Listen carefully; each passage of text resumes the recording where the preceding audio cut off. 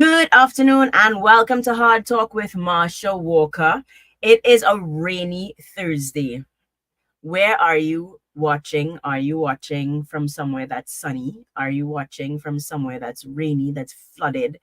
I am in my hoodie, my hair is up, and I am thanking God that I am not out in the rain. My husband, however, is out in the rain, and so please bring him home safely, Jesus. Don't even know if he's watching, if he's listening, if he's in the van, what he's doing, but he will watch it some other time, right? Because I'm going to tell him happy birthday from his loving wife at home. Thank you very much for being our provider. Thank you for getting up. Even on your birthday, he got up early and he always makes sure that the kitchen is clean from dinner the night before because we go to bed with the kitchen in a state and he still wakes up and makes sure that the kitchen is clean so that when I wake up, I only have to focus on cooking more food. So thank you very much. And I hope that you have a wonderful day. Don't forget that you have to bring home cheesecake because that's your favorite cake and you want it for your birthday. Hi, Mr. Ali. I was just wishing my husband a very happy birthday on Well, air. good afternoon to you, Marsha, and your viewers and listeners. And happy birthday to your husband. He has at least one Yeah. thing in common with me, and that is the love of cheesecake. Yeah. So, happy birthday to him. Best wishes to him. And how are you? I'm good. I'm good. I'm in a hoodie because it is weather. I mean, I wondered if I could just do this show from bed. It's weather to be snuggled up in your blankets in Well, bed. not in this part of the country. I am in, Really? yeah, I'm in San Fernando. There was some heavy midday showers, caused me to cancel my gym, but the weather is brighter now. So that's how it is here. I don't Well, know. I don't think there were any floods. Well, I don't know. I don't know if there were floods in outlying areas. But it's well, nice to be on your show. How have it's you been? it's pouring here right Okay. now. Okay. Yeah. It was 2 or 3 hours ago. Yeah. Yeah. Well, I'm good. Mhm. As good as you know what I say to people, I'm as good as can be with PNM in power. Yeah. Well, the world is like that, and our country is at the low ebb in terms of our social and economic advancement. In fact, I spend time now wondering how have we advanced, if at all, in post-independence. In some areas, we have healthcare has we have a longer life, and maybe the infrastructure has improved in some areas. Education sector got better and then deteriorated, and so on. But with the kind of money that passed through our system, we should have all had much better, certainly in terms of the national security, in terms of the water supply, and in terms of many other things. And it is really a feature what has happened in these post colonial societies throughout the Caribbean. I mean, you go up the Caribbean, you really, they have what God left them with sun, sea, and sand, which they capitalize and made money into. Well, Guyana has been blessed now with petrochemical. Jamaica is making something out of itself. And the other societies are dependent on handouts and on foreign tourists and so on. But when you look at us in terms of what we did post independence, and we had to become independent. I'm not suggesting we remain colonial, but when you look at where we are, we should have done much better. When you look, I was a child. I call myself a child of the independence movement, and I remember all the things Dr. Williams inspired us with. And he really inspired us to think that we could become a strong sovereign nation and develop in many areas and unite as a people and so on. And Dr. Williams had a vision. Our leaders have let us down, because it all comes down to leadership, really. We should not have the quality of life that we endure. I look at the cost of living and people's salaries. People are not talking much about that, but it really is difficult. Look, well, the crime, the government has essentially given up on crime, I mean, in every utterance you hear, they've played Well, all the I cards. actually I mean, so you started Mhm. off it's like you did my monologue because Ah, I was I'm going so to sorry. I'm so sorry. no, I Uh-huh, mean that's fine, that's uh-huh, fine. uh-huh. I because I was going to say because I know that we're going to talk a bit about crime. That's what I asked you, and I mean it's almost, I would like this session to be a history session almost. Hmm. From someone who, how old would you have been, if you don't mind, Hmm. when we became independent? I was born in 1956, so I was 6 years old when we became independent, and that inspired me to no end because all the speeches Dr. Williams gave. And now I grew up in rural But at six Trinidad. years old, you were inspired then?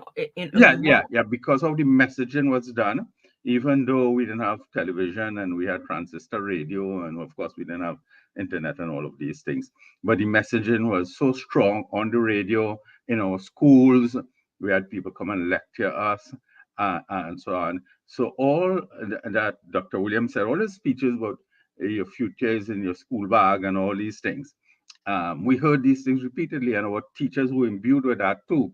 So they were, even though we were in rural Trinidad, that is the mission. We heard how we could unite as a people. There's no mother Africa, no mother India, no mother Syria, and so on, and how we could bind together. And there's our nation, and we all these things with the sovereign parliament and all of that. Dr. Williams did a good job, but he never followed that up um, with the action, meaning there's several things. One is rural neglect. Mr. Pandy used to talk about that a lot. And there's still rural neglect. Why in this country we must still have the mass unemployment in rural Trinidad, the bad roads, lack of educational opportunities, floods, all right, the lack of development, agriculture and agro processing. One of the scandals in this society is that we import $7.3 billion in food every year, which is we have the largest food import bill in the Caribbean. When Caroni 1975 Limited left 70,000 acres of arable land. And I tell people, when you drive, especially in and out of Chaguanas, and you see those shopping malls, and you see those warehouses, and you see the franchise stores. I don't want to call the brand names, but the franchise stores. Which company, by the way, just made $1.3 billion in revenue for its financial year? So in the same day that the finance minister said, I can't do nothing better for the small man in the budget and so on, the people selling chicken and chips, which killing us with obesity and diabetes, made $1.3 billion. But when you see that is former Caroni land, that is arable land, which is not to suggest that we're going to continue to plant cane, but we could plant other crops. Now, I went into one of the government documents. There, when they present the budget, there are several documents, one of which is called State of the Economy. The agricultural sector contributes 1% of GDP. And in every, I shouldn't say area, there were one or two areas in which there was increased productivity. But in most, vegetables went down, of course, coconut and so on and so forth. And they're blaming bad weather and so on. But there's something called the CARICOM Food Plan, came up with by Prime Ministers Motley and President Ali, and to increase food productivity by 25% by 2025, and therefore reduce um, our import bill. We have done nothing. We have decreased food production. I have the figures. I don't Well, have in front of me. I actually Mhm. had, well, I mean, you can say them over, but I actually had um a few farmers on the show recently, and I posted some I like to try to clip it and Mhm. spoon feed Mhm. throughout the week. And I mean, the figures, the reduction in food production in different areas over the 9 years. I mean, that was eye opening. It was staggering. I'm wondering if I have, because I have the same book that I use throughout. Um, uh, Let me see if I could still find it. But I mean, in some instances, it was something like 70% drop Yeah, yeah. in some if I'm remembering off the Mhm. top of my head, No, but we it are was it's blaming. crazy. And when he spoke about rice production Mhm. and stuff like that, and we can easily produce, and then I brought rice farmers here after, and they said they can produce And we're all selling the our rice rice mill, the country needs. the Carlsonfield rice mill. We are selling it. Now, Guyana Mm. has improved its rice production, and that's expected because they have the land and they have the water supply. but other countries have also improved, right? We have less land. We just don't have a focus on agriculture. And what we feel must be done is just announce one feature after another and so on, without giving farmers the hand holding, without assisting in things, agro processing and so on. Now, we set up a But even committee. things like land tenure, again, through this show being Hmm. able to Hmm. interview the farmers and understanding that some more than 60% of producing farmers do not enjoy land tenure.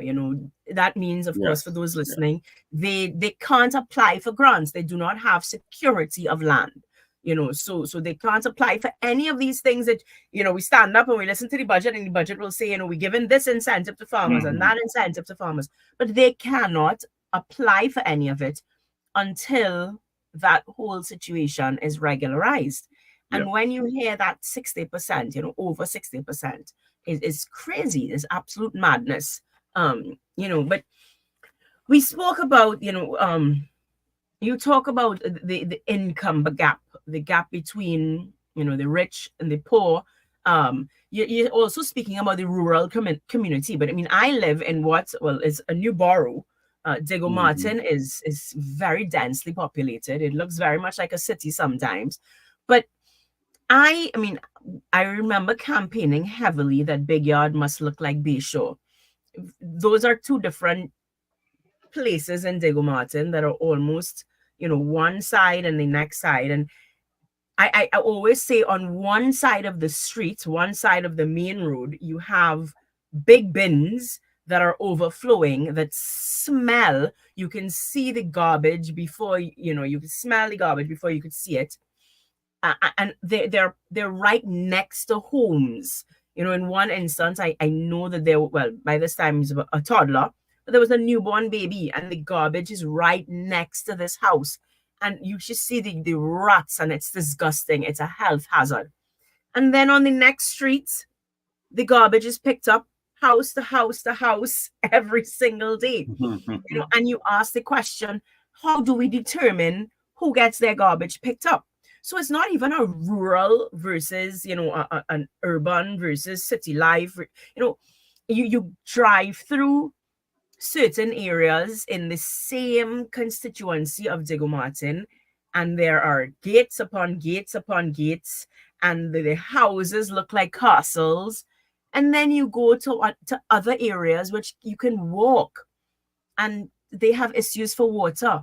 They have real issues with unemployment. I mean, you speak to some of the young men on the street, and they'll say, Miss, we willing to work, we willing to work.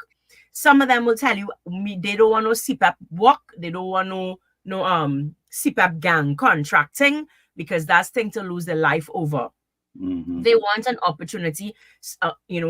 I have moms that will say, can you help me set up a hot dog stand? Can you set up a burger stand?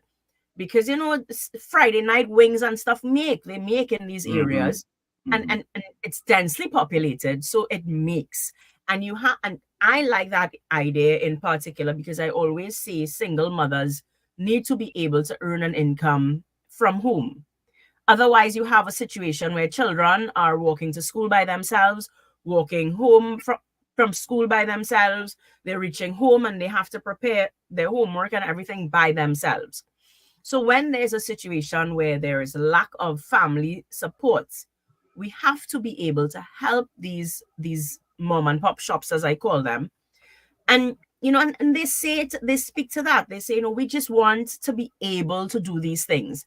And of course, now with crime, all these areas, all the linemen on the street that would have encouraged the wings and fries, all of that has stopped, because by Hmm. 6 o'clock, everybody needs to be in their house. By 6 o'clock, everybody needs to be in their house. Nobody, and it's so it is.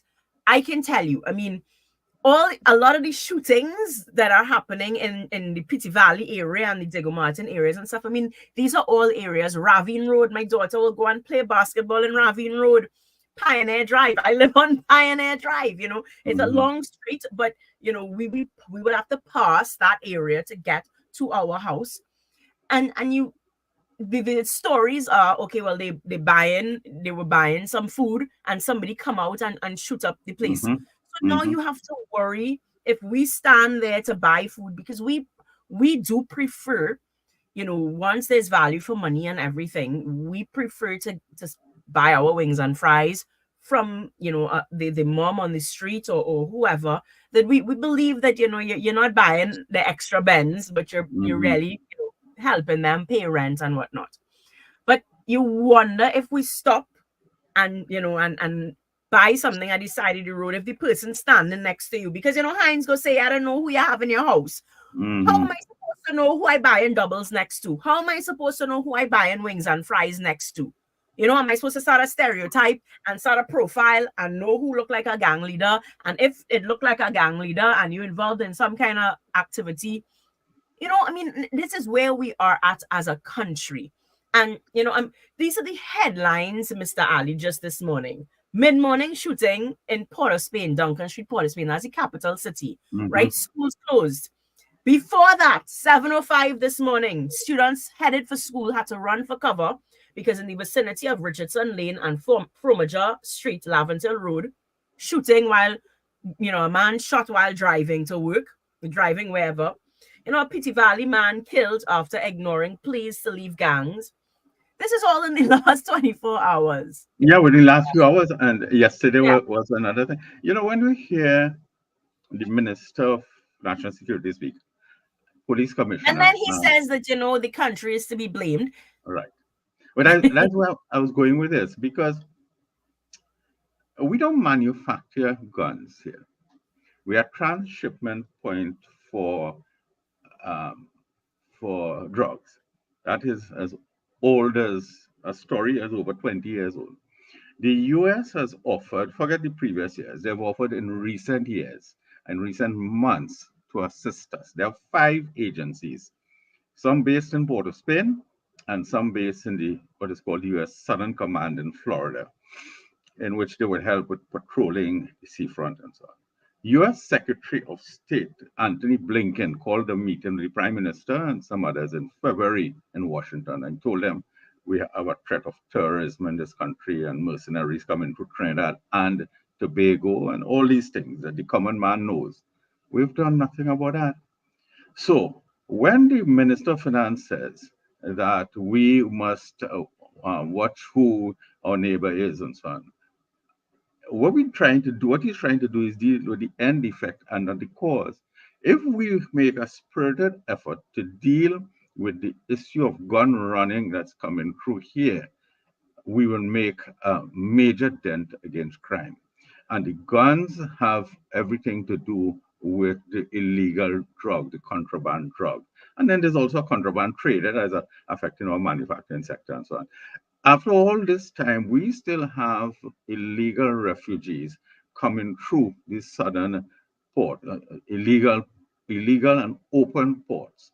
Like there's nothing, and the trade, the openly trade, right? And have people coming in here. We hear mercenaries come in. I spoke on your show because it was reported about this gang, Tren de Aragua, that it has a presence in Trinidad. We are doing nothing, as in simply doing nothing. So the gangsters are becoming more and more entrenched. They're splintering into more and more gangs. One of the American reports said that gangs are breaking up into further gangs. Then we've learned over the last few days something we all knew. When we hear 9 gangs in a A school, school. it And then means you have youngsters are gangs in a getting school, younger. Mr. Ali. You have So that gangs in a school. But there was another story where the principal was home on sick leave because he's been threatened. yeah, So you have parents saying bodies go drop if this child, is dealt with. If so, mm, like whatever consequences, is if you touch my child, I will touch you situation. The newspaper report talks about persons in Muslim garb coming up and parking up, and the teachers and the school are afraid. And they're even talking, they say they've reached to the point where they're saying, we really don't want to have to shut down. Where has our country but really? Marsha, this is just one aspect of our problems in the country. But you know, countries don't die. Countries will come back. We've seen countries hit low ebb and they came back. but in the short term, we're in a real serious bind. We need an absolute reset. And talking about reset, the US, the United Nations General Assembly took place last week. And one of the world leaders who I admire a whole lot, I want to strongly recommend that your viewers and listeners listen to her speech. Mia Motley speaking to the UNGA and talking about international issues, the Middle East, Sudan, um, and all the other issues. And so, what we really need is a reset. And that's what we also need in this country. This piecemeal approach is not going to.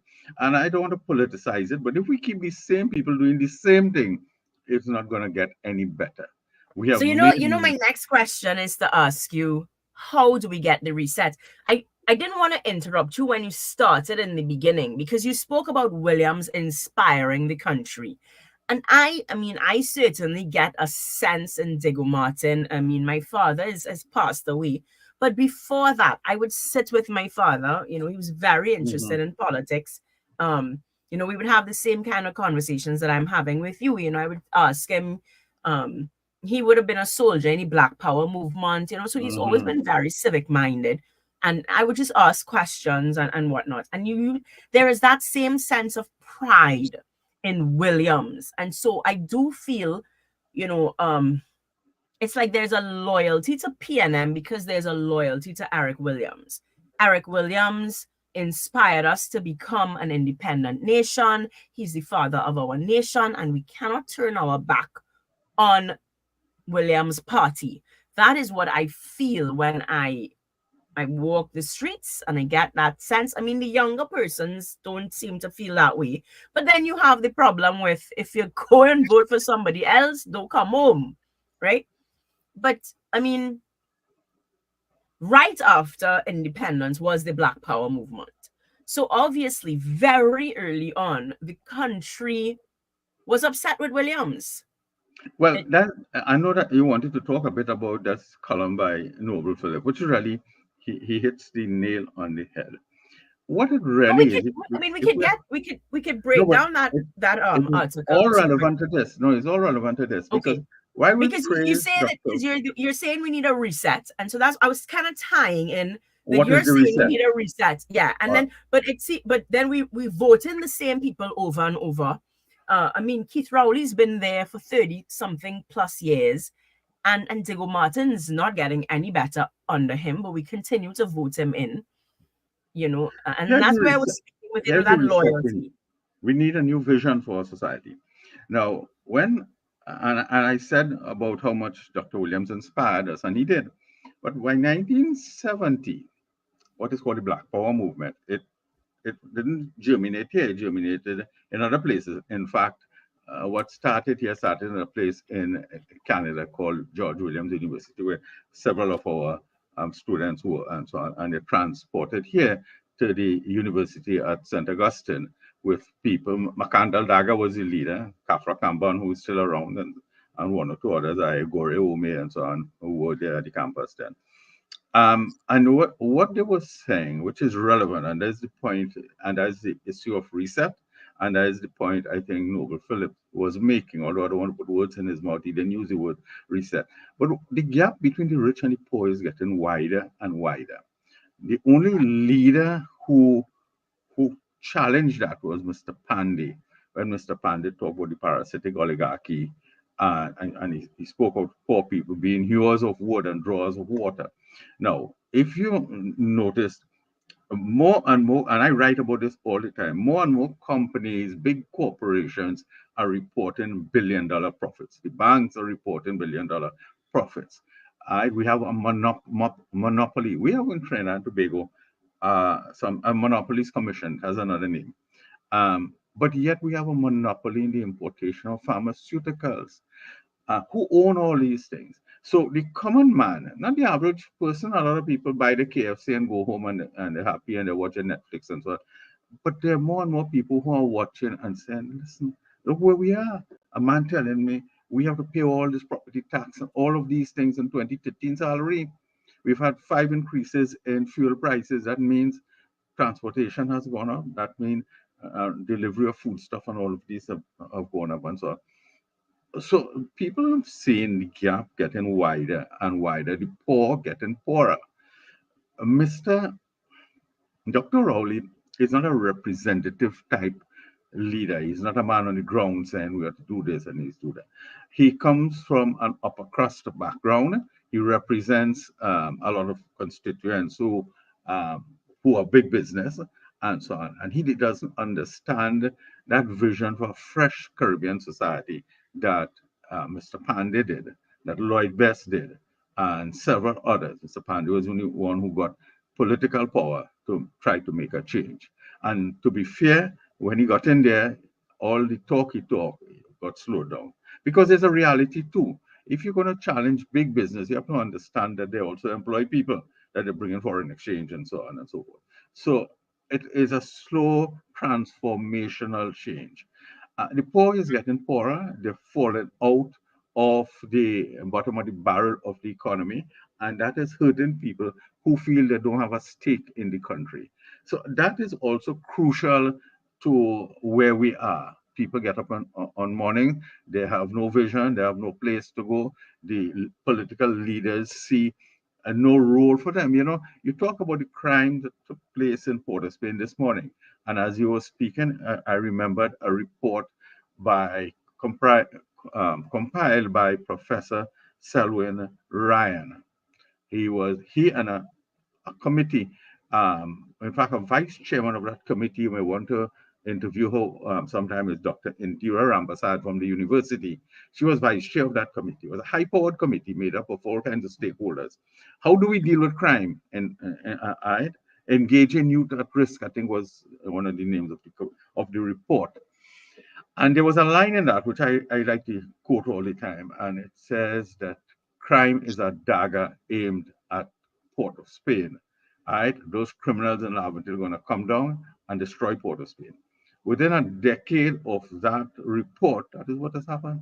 Our capital city, which was the New York of the Caribbean, people from elsewhere used to want to come and shop and spend time and say, I came to Port of Spain. Look what Port of Spain is. Look where we are. Look at the crime and the destruction of businesses and so on. When I was a young man in Port of Spain, there was a sense of pride you felt about Port of Spain because it was emerging, it was bright, it had arts and so on. And you walk on the street, you may see important people from the Caribbean and so on. Look where we are. You know, businesses gone. Those that remain are few and far between. And so our capital city is in ruin, it's in tatters and so on, and then that crime. Professor Ryan, in that report, and you could Google it, he spoke of that. So it is the lack of leadership that has placed us where we are. Dr. Rowley comes from the mold of people who like to set up committees. The number of committees he has set up, all right, set up a committee on this and a committee on that. You never hear a report, it makes absolutely no difference, you know. So that is the reset we need. We need a fresh thinking. We need people with fresh ideas. We're not going to solve crime or make a difference with crime with the same people. We need fresh leadership. We need fresh But leaders. to get fresh leadership, I mean, we are a democracy, right? So at the Hmm. end of the day, the citizens have to want this fresh Hmm. leadership.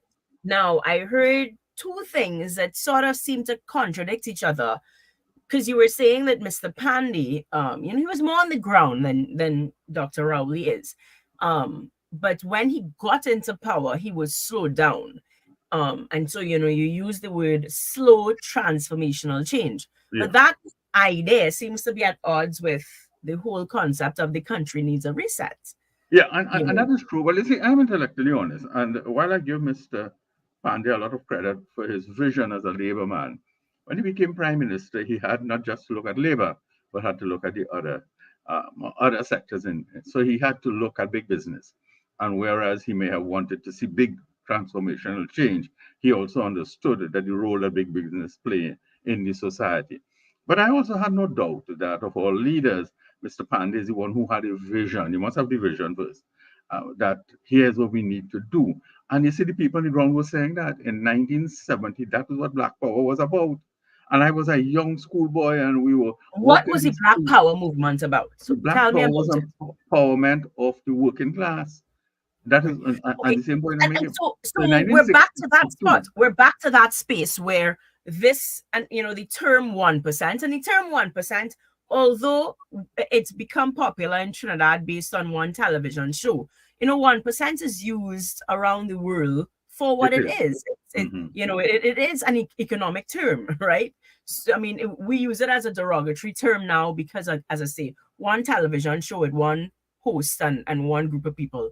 But 1% We have a refers to that television show. I didn't know that. elite. I didn't know there's a television show. Well, I don't watch. You didn't But no, no. what? But it's a term that predates any. It's a Right, long-standing exactly. term. But young people, Yeah. but when we talk about 1%, that 1% only came, well, No, it no, became no. Once upon a time, a long time. The World Bank right, calls it state capture, right. right? Where So a tiny we know what minority. the economic 1% is, but I think Uh-huh. when for example, when There's certain another one third percent. parties, yeah, when certain third parties talk about 1%, oh my, Mr. Ali, you really don't know your bacchanal. Uh-huh.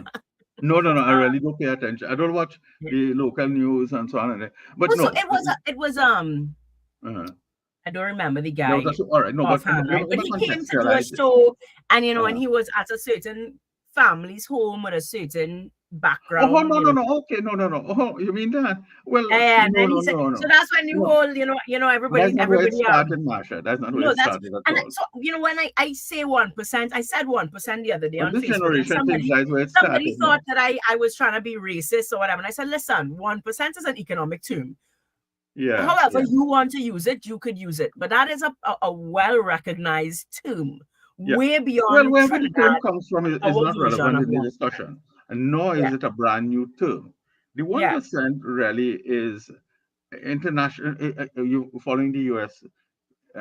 Presidential campaign, for example, you hear the debate about 1% paying very limited tax, the billionaires and so. So it's an international phenomenon. The World Bank calls it state capture. They capture big business. Big business captures the government and the authorities who implement policies and legislation to support them. Taxation being a key one on that. So the Black Power was that to say that Dr. Williams said, listen, we're going to create a new order, for everybody. There's a place for everybody and equality and so on and so forth and so on. And then by 1970, we saw none of that. The poor was getting poorer. And you see, but we had leadership then, and that was before the ethnic politics of today. And a lot of people are afraid to confront this government because of they feel that in doing so, they would lose ethnic office, they will lose national office. So they step around the issue. But in 1970, there was not that. And Makandal Daga had the vision and others, and he rallied the society around him. When the police killed a man named Basil Davis in Woodford Square, you know how many people attended that funeral? 25,000 people. While there were people in Port of Spain, there were people in the Quasi. Right? Basil Davis, the biggest funeral in Trinidad and Tobago. And I said that to say that they had aroused and inspired a nation which said we must have more equality among the people. That never took place. Now, Dr. Rowley implemented, Dr. Williams implemented one or two things. He set up what is called the Workers' Bank and one or two things. But these were cosmetic things that didn't make a big difference. And then we fast forward, moving forward into, and doesn't make it right. It is illegal, highly illegal, but the 1990 19. uprising was about the lack of equity also.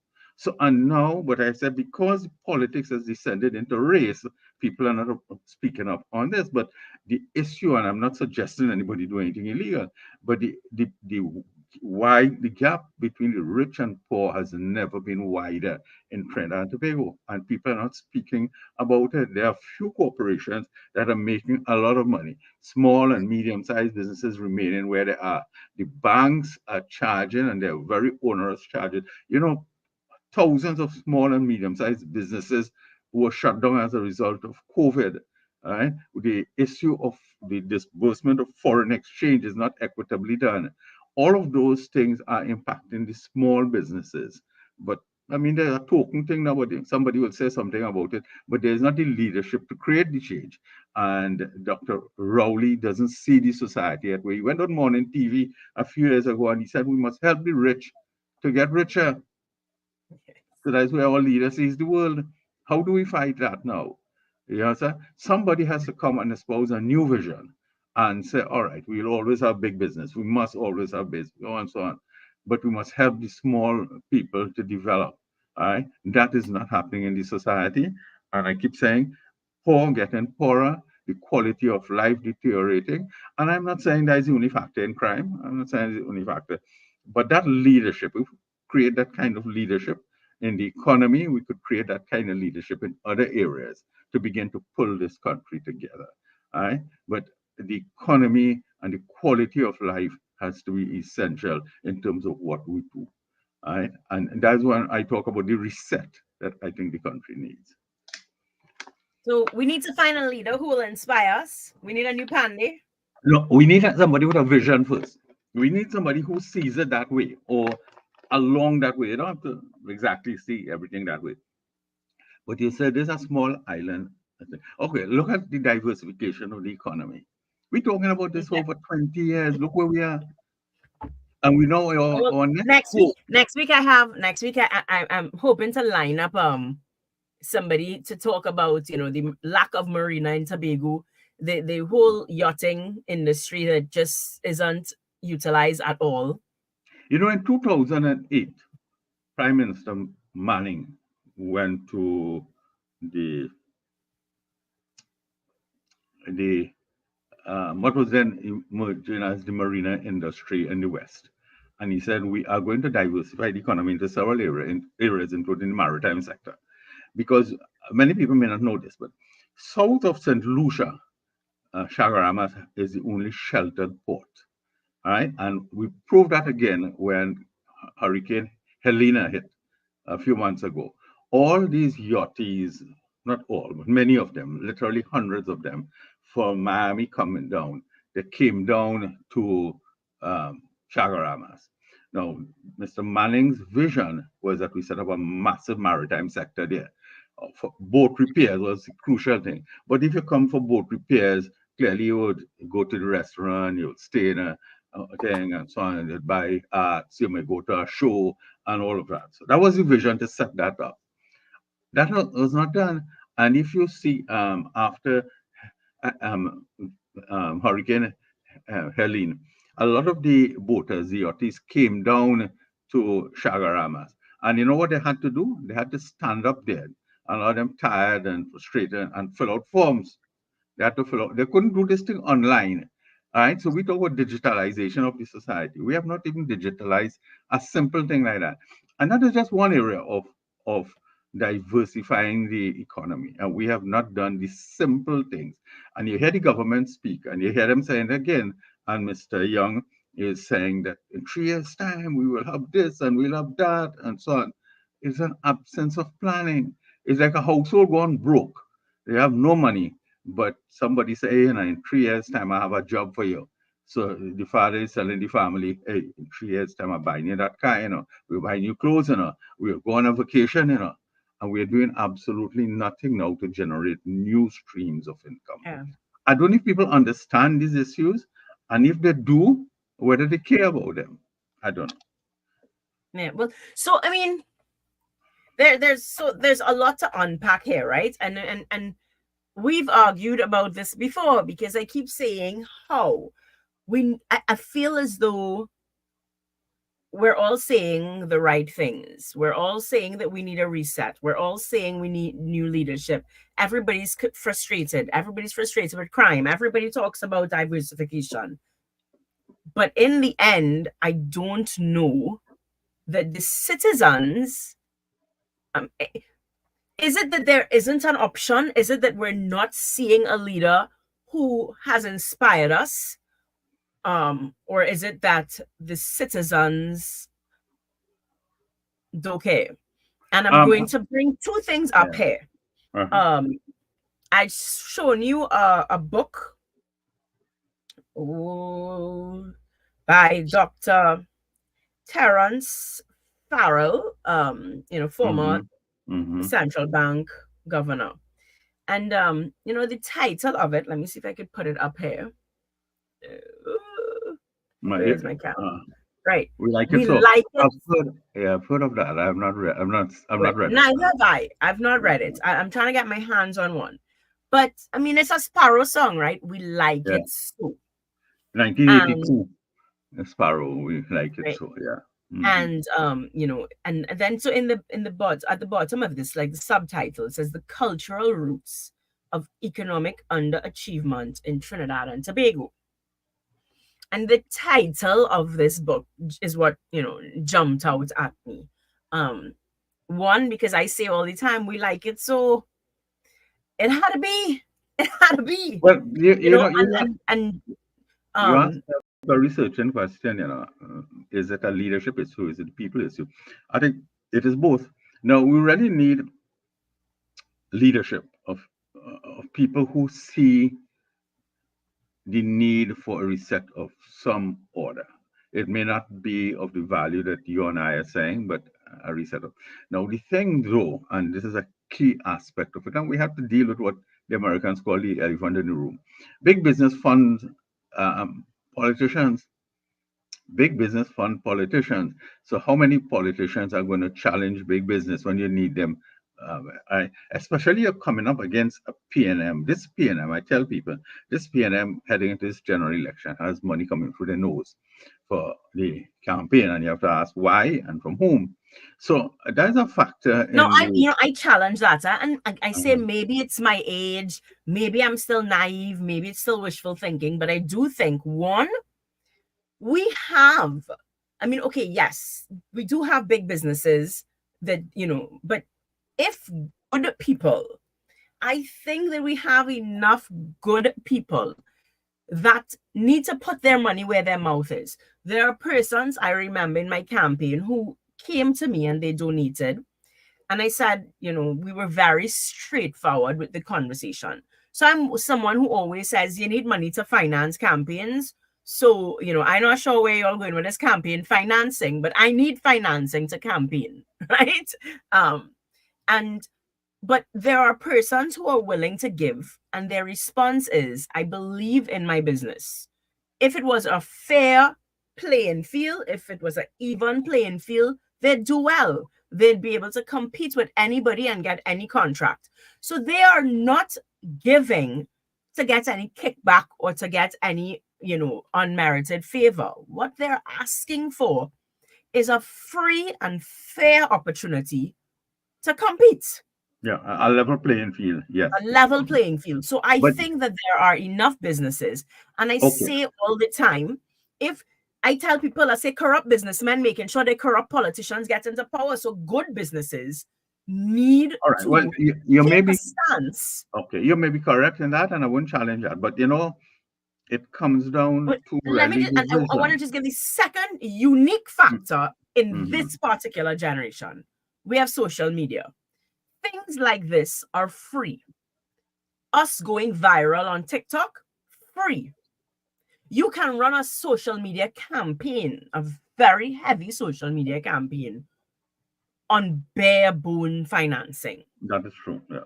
So, yes, I hear that PNM has a war chest like no other, but Mm-hmm. Social media makes it. but there are Yeah. 200,000 citizens I know for sure that I would consider they're not able to be bought and sold. They're not, a HCC house and going and swing the vote, a CPAP contract and going and swing the vote. These people are looking for a vision. They're looking for So, that leader, that new leader, that fresh leadership. So yeah. I mean, I'm not really afraid of the PNM war chest, to be honest, this particular rounds. Okay. Well, We're not depending on the radio. yeah, We're not depending on TTT, nor are we yeah. depending on mainstream media. Okay. Well, okay. Let me say a few things to that. First, I agree with you, and I share that vision. Um, where do I start?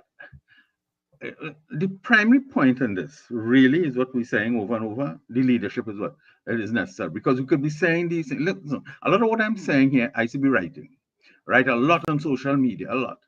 And then a few people say, yeah, yeah, I share that. And thing. But some little gossip and so on. I have stopped Uh, essentially writing on social media. There are times I start on Sunday, I started writing an article, which I said I'm going to post on social media. And then I took two deep breaths and I said, why are you bothering that for? Because a few people, it makes, but you put a piece of gossip and it goes like wildfire. It's an indication of what the world has become. Social media, and that's a discussion you must have. And I have a book here called Selfie Nation, which how social media has destroyed who we are as a thinking people, right? But including yeah, don't big get me important started people.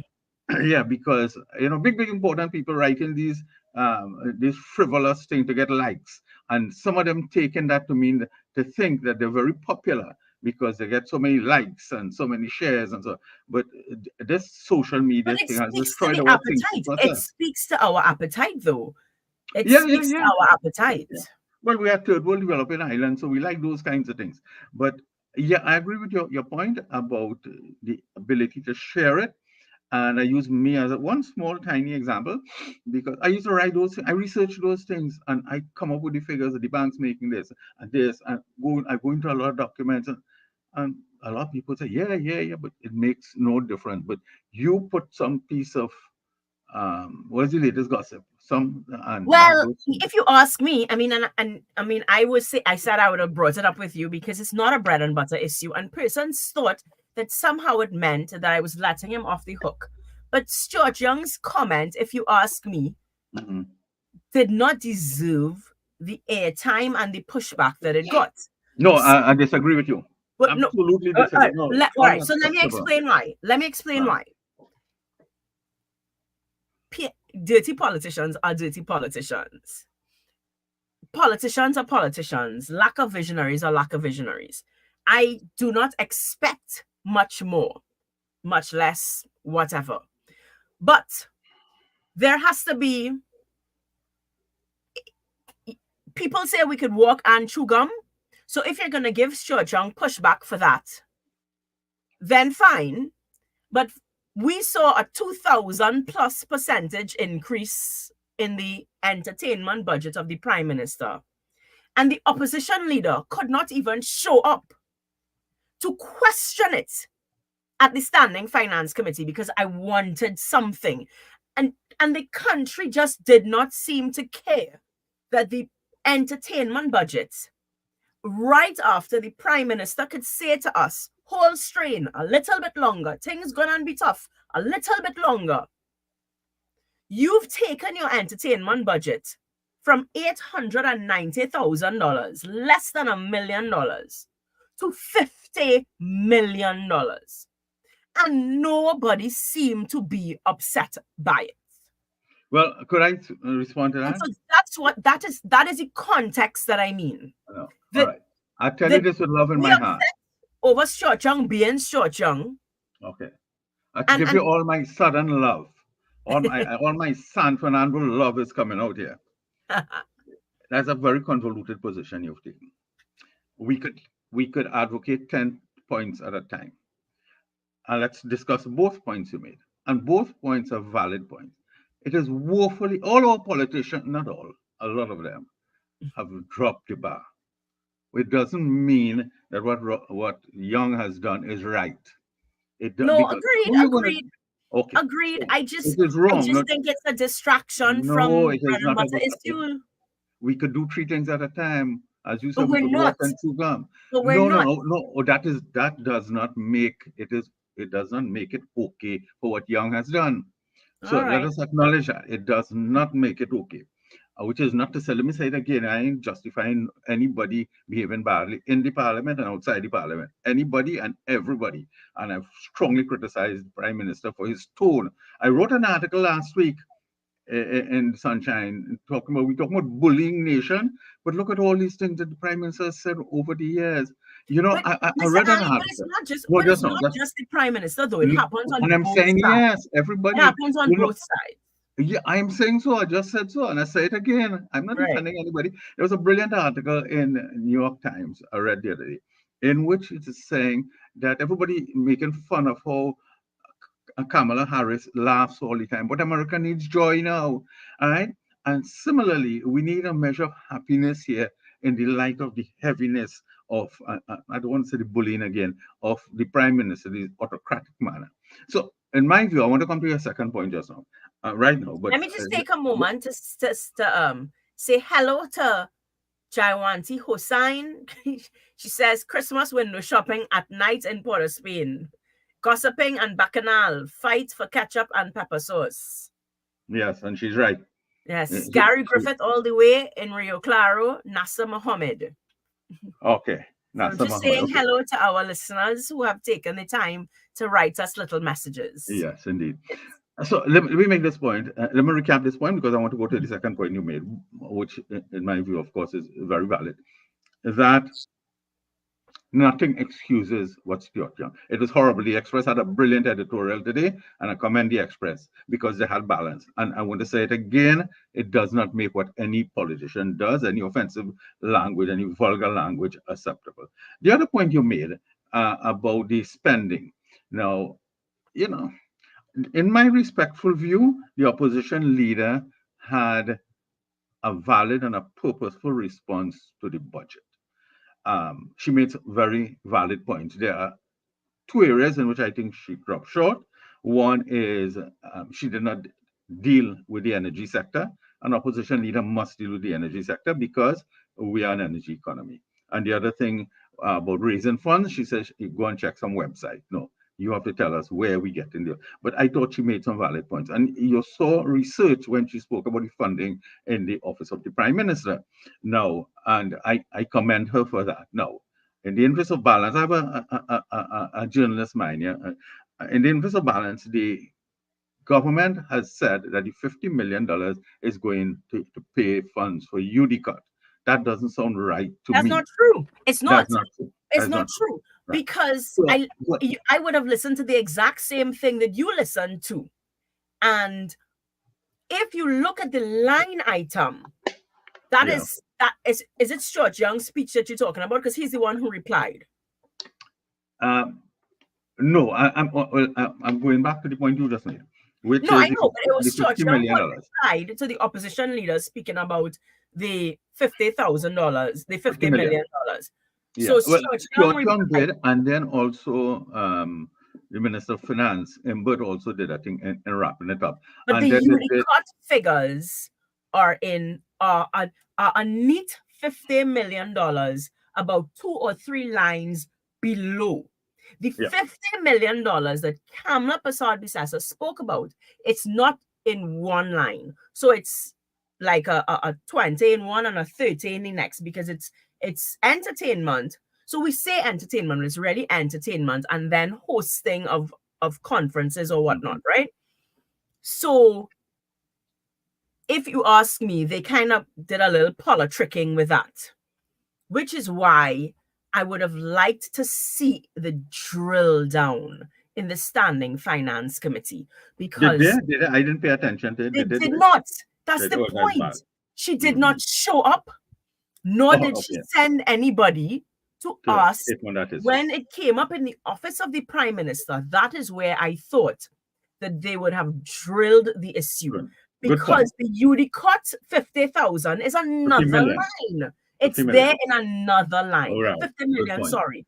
So I would have said that little speech that you gave that you feel you could mess up the country with.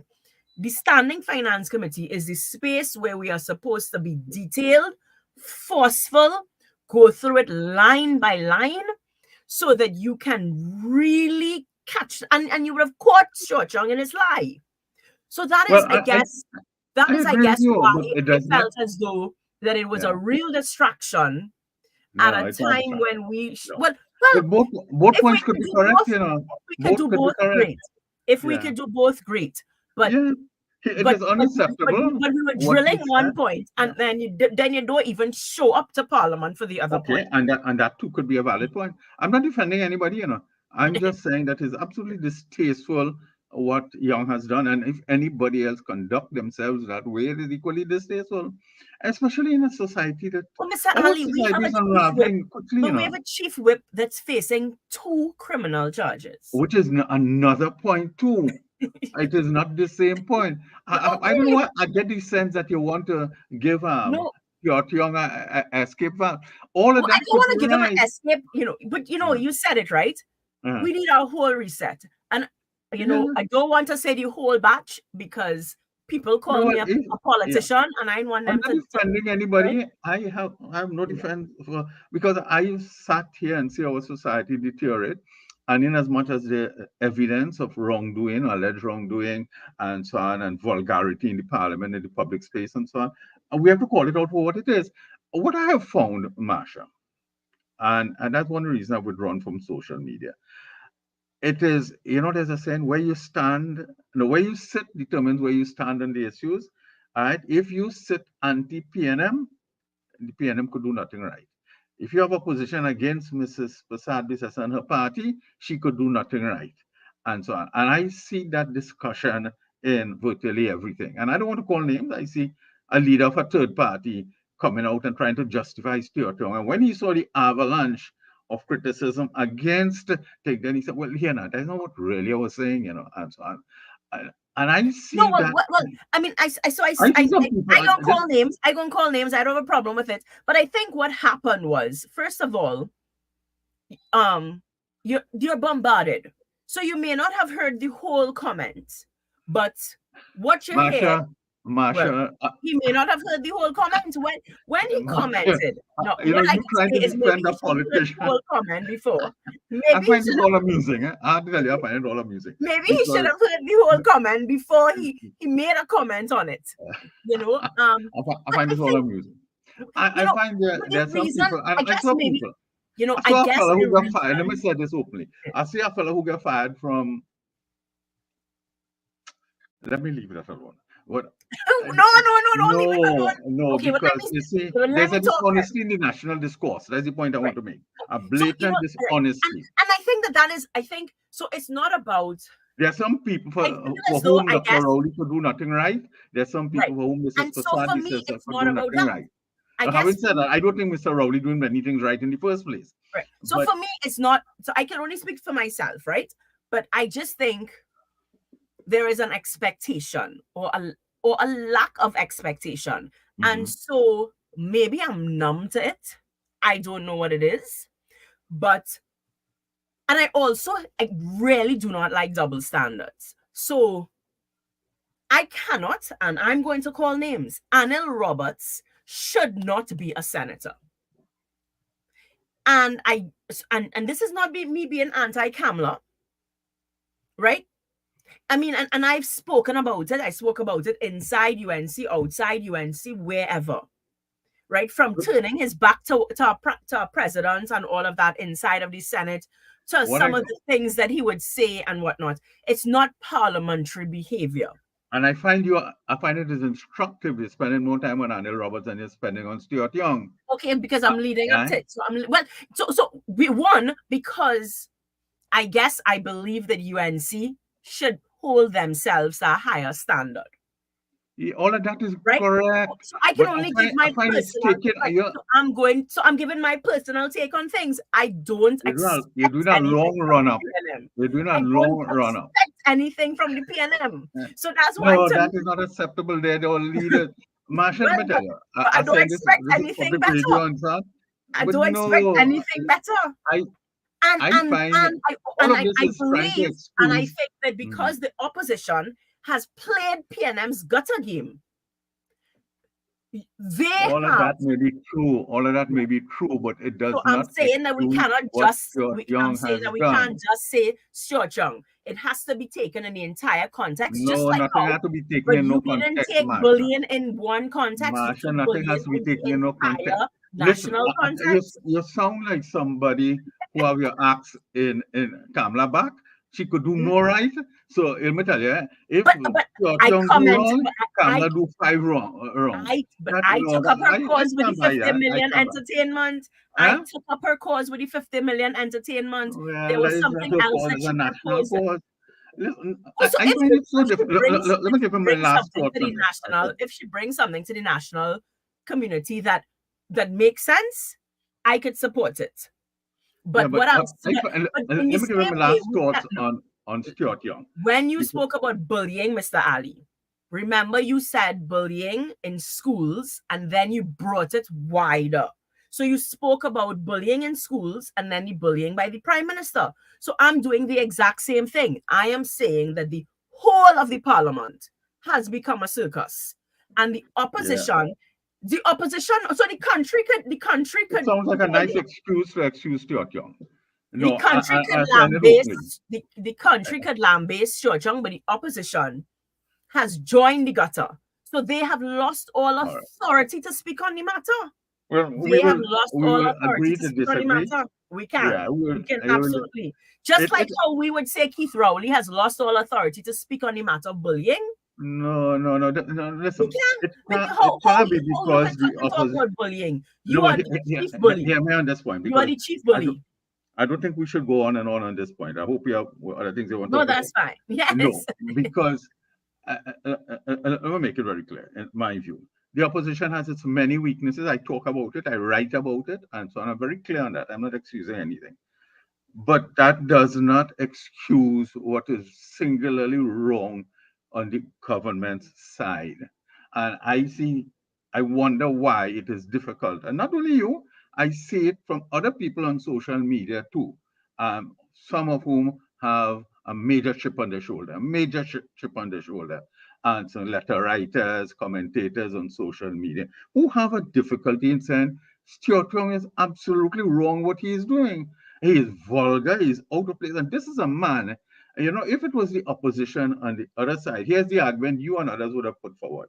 I said, but this is somebody they grooming to be the next political leader. This is somebody who they grooming to be the next prime minister. And look how he conducting himself. I haven't heard you say that. You understand? Well, So that's fair. And, and, and, and that that is is a the fair point to disjointed say. It is a fair issue. point to say. He is Mm. absolutely wrong. He is. Well, that took you 10 minutes to say that. I mean, I really took you 10 minutes to say that. There are different issues. I am not accusing Mrs. Prasad Bisasan the issue, bring up any one of them. I think there was some other issue that, But what I'm yeah. saying to you is you're willing to do that. So the same way you're calling me out to say it's taken 10 minutes, what I am saying is you do not deal with any issue in a vacuum. We always bring it in a broader context. And so what I am saying is Stuart Young's comment should also be taken. Yes, it's wrong, but we have to take it into a broader context as to where we are in the country. Where we are in the country is a space where even our parliament needs a reset, because behavior, the what should be august chambers, hallowed halls, are not. It's a circus. The parliamentarians inside of there So where do you begin to make a on change then? both sides. So Well, if so you have a here's parliamentarian what breaching, I would do. Here's what I uh-huh. would do.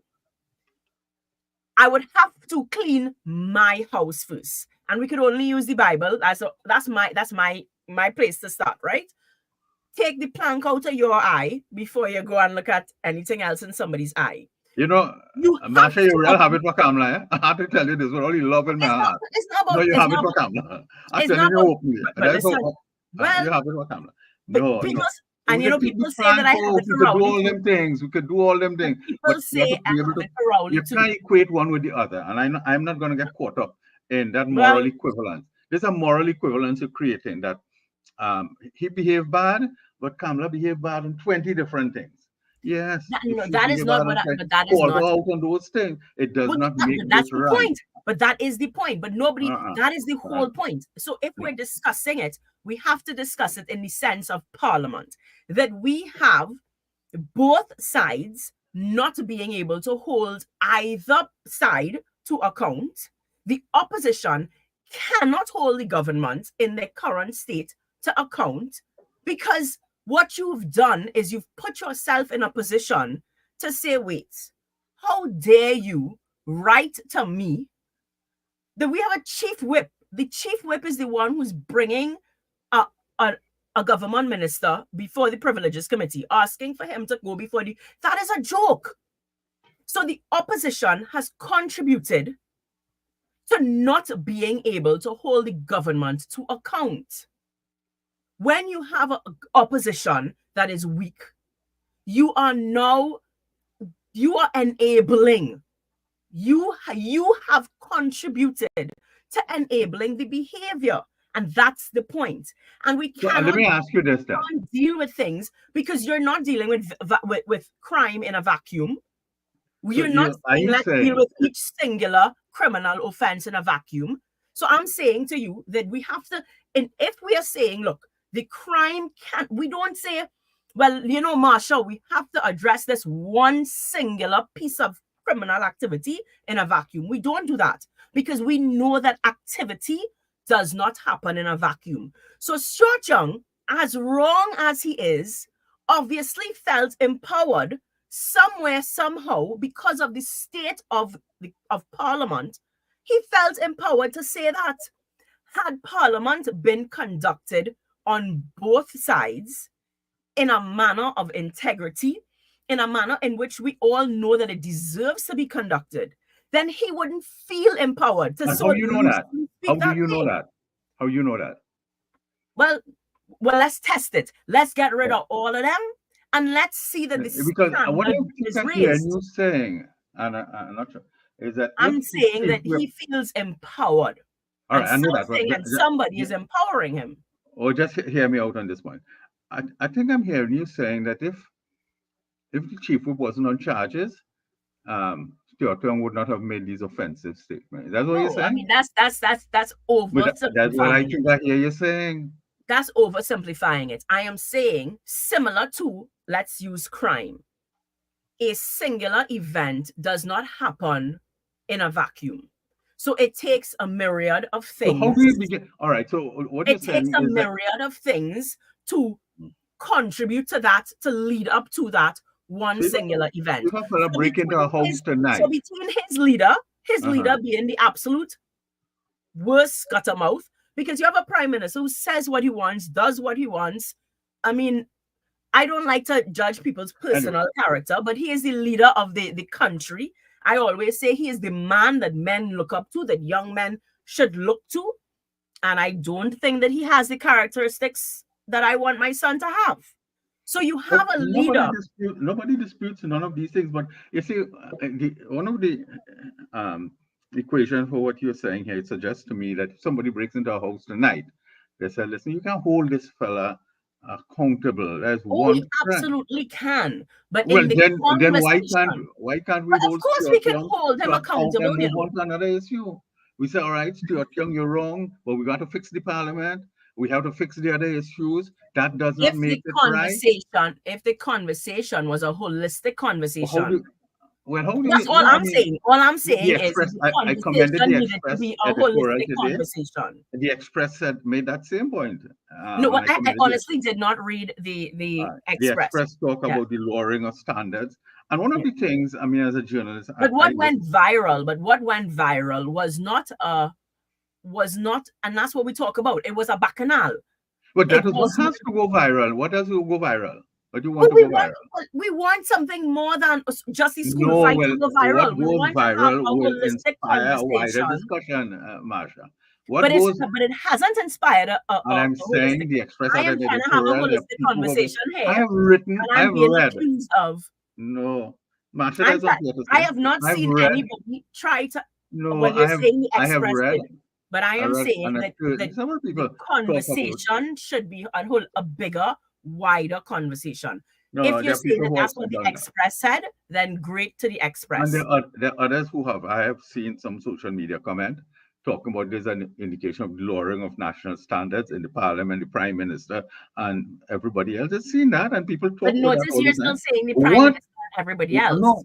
not what the opposition. What we have not seen, and maybe is a point you may have made, where the organizations in the country, where the civil organization, where the women organizations, where are they? And what become of them when the PNM is in office? And why do they run silent? There's a reason to run silent, you know. There's a reason to run silent. How come woman and all it you don't hear them? You know why? I will call it out if nobody else will. All of them are agents of the state. they have contracts, they're on boards. In other words, they are well taken care of. There are other organizations whose names I don't want to call, and people whose names I don't want to call. If the opposition were to get into government tomorrow, all of them spring to life. I agree. Every every one I of them. agree. How come nobody calling them out and putting their names and so on? There was one fixing TNT, like TNT get fixed or what? I TNT, agree. and you see that is the hypocrisy in the society, and we need to call those things out also. Those are I my call thoughts. that out all the time.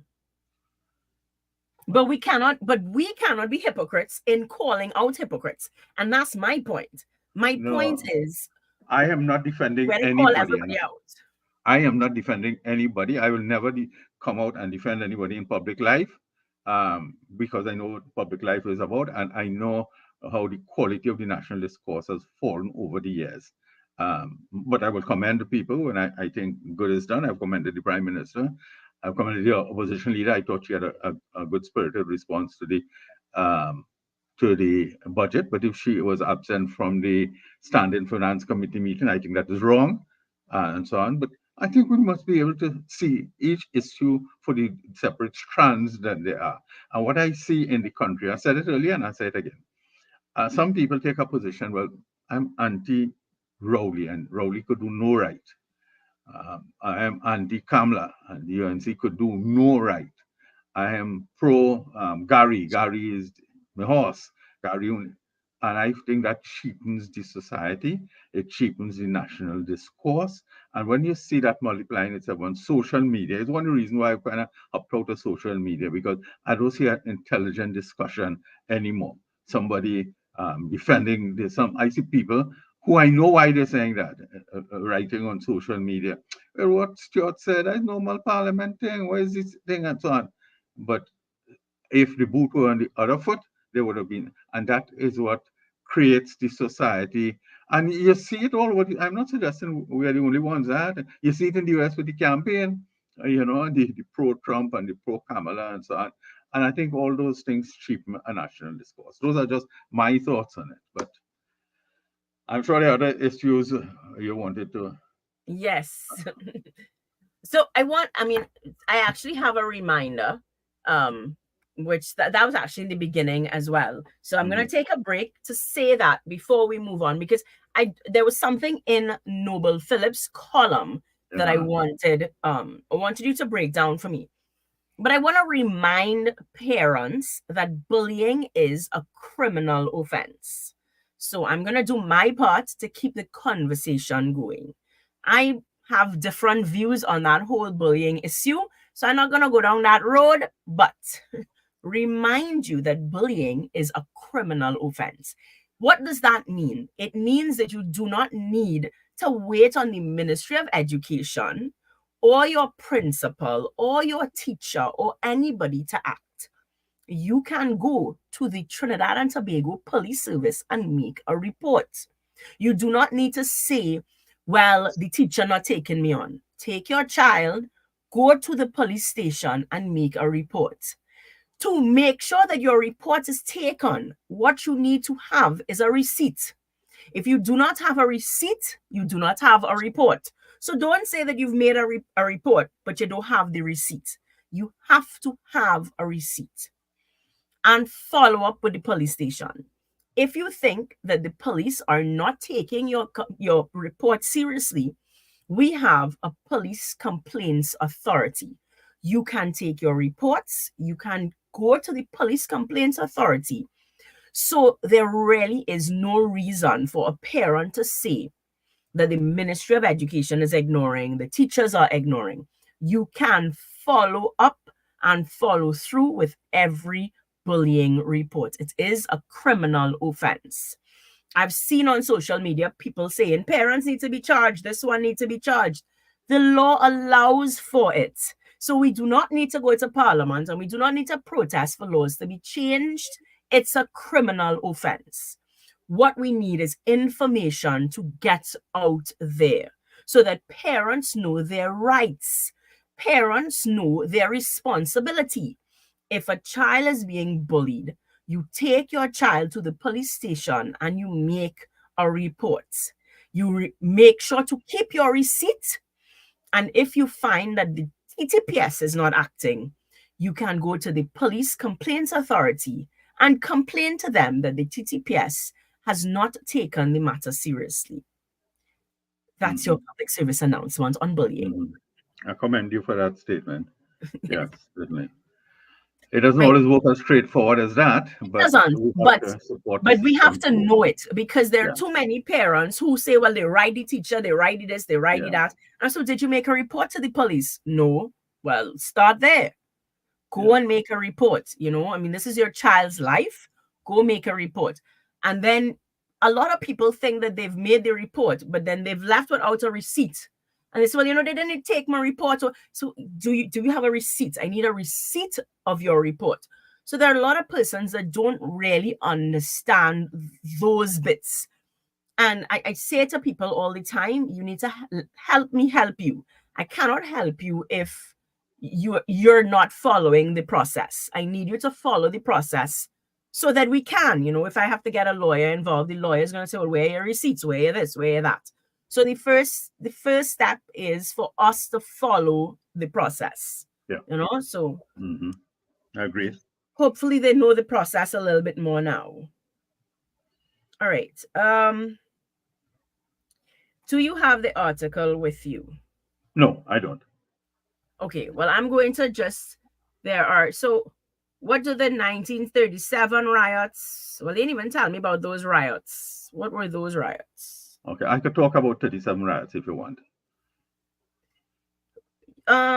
You can very quickly. What I want to No, get but in, tell me what you want me to talk about. the rentier economy, right? Like all rentier economies, our economy is significantly different from other economies. National wealth comes from the exploitation of natural resources by foreign firms that Hmm. either own the natural resource based activities or control the technology used and markets in which the output is sold. Right? So this is different. The earnings go to the state, which then divides them. This is the reverse of what usually happens in other economies, where the private sector earns the income.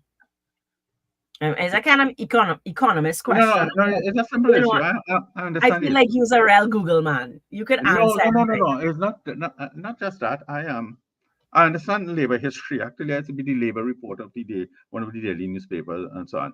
I've written a lot on labor and so on. It is all tied in, and it's a simple point. And it is good that he referenced 1937. And let me do that, and then that will hang out the issue very easily. In 1937, the onshore, because the oil industry was largely onshore. A lot of it was in Faizabad. Faizabad is an old oil town, and the multinationals ran the oil industry, and that's a very important point to understand. And that will go through this entire point that we're making. Their own, and the workers were exploited. You know the story, poor wages and so on and so on.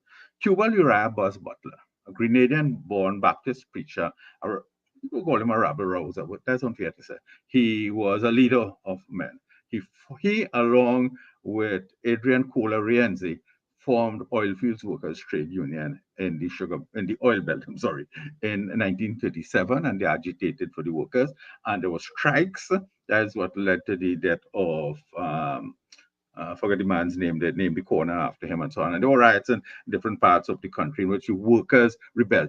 1937 is considered the formation of organized labor in Trinidad and Tobago. All right, and that is when our first unions were formed. And so the fundamental point in this is that the industry was foreign owned. It remained foreign owned through the years. Now, I've been writing more than anybody else on the plan to privatize Petrotrin.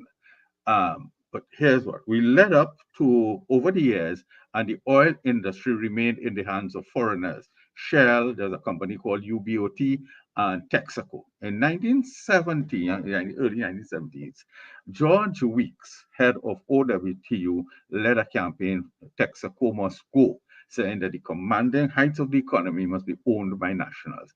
Texaco packed up and went. Under Williams, they packed up and went. And then we had Trintalk and later Petrotrin to run the industry. All right. Now, they shut down Petrotrin in November 2018. We're coming to a situation where now they're looking to revamp Petrotrin and reopen Petrotrin. They're going through a whole bidding process. Three companies are shortlisted. Two are foreigners. One is a local company. If it falls into the hands of, no, to reopen Petrotrin would cost about $1 billion to begin with. But if they reopen and they give it to the locals, it would be locals running this. They would employ so on. Now, the government has kicked out OWTU through Patriotic Energies, which is a subsidiary company. They claim that they had this fake check for $1.5 billion and so on. The point I think Mr. Noel Phillip was making is, and there was a man named Sir Arthur Lewis. He is St. Lucian born, and he won the Nobel Prize for Economics. And he had a theory, investment by invitation.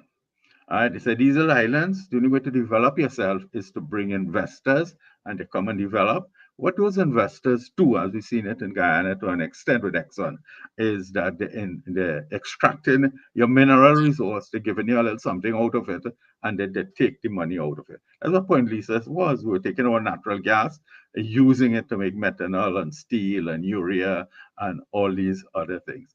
And we get the dregs out of it. So or natural gas, most of it has gone, or oil production has fallen, and the economy has remained back to square one. Now, I don't know what's the concluding argument that Mr. Noble Phillip made in his article, but all of this really essentially means that the foreign investors come in and they invest, they exploit, really. I mean, the Guyana situation is a classic example of what is happening.